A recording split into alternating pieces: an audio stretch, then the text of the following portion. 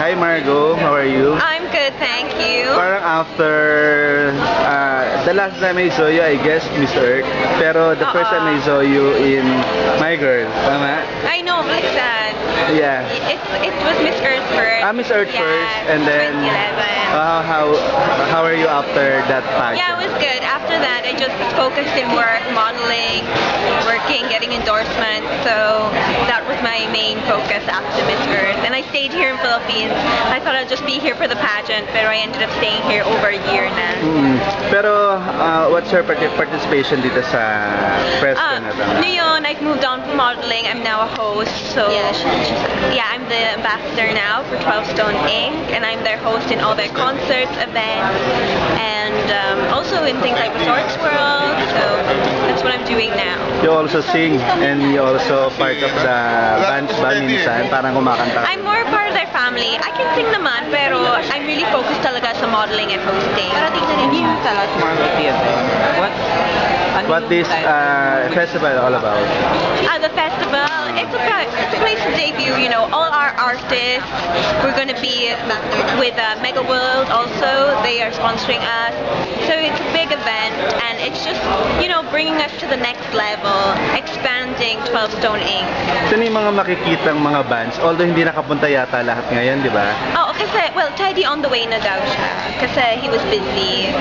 So, they're all doing their own thing right now. So, it's sometimes hard to make all our schedules fit together. Minsan mahirap, but it's okay. We'll all be there on the festival day. What are the fans going to expect from the music festival? Well, I think it's really taking OPM music to the next level because, you know, there are a lot of influences from international artists, but really we should keep our grounds here in Philippines. And I think it's just, obviously with social media, we're just expanding, growing as artists.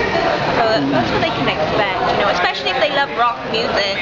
Pakisabi, aside from Rocksteady, sino pa yung mga, aside from Barbie, sino pa yung mga ibang mga makikita rito?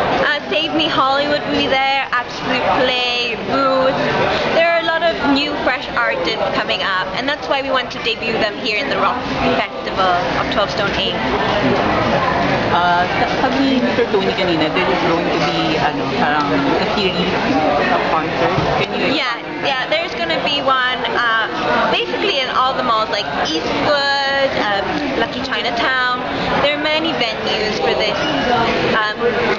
festival, and then hopefully in the end we package and we can go on tour also. So there are a lot of opportunities and prospects here. Is it going to be an annual event? Yes, we hope so. We really hope so for that. Ano ito? May bayad ba to or it's for free? Yeah, it's free. Okay. Kasi it's in the mall. Okay. So yun ang venue.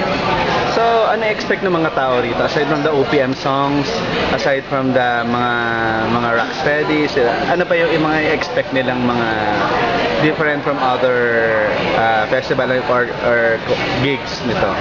Well, it's a great opportunity, you know, to get to know the artist. Also, it's fun, fresh. I don't really think anybody else is doing sort of like those intimate festivals like this. So, it's very fun and fresh. Paki-invite na lang sila na... Okay, sure. I'd like to invite you all to come to our 12 Stone Inc. Festival this 2013.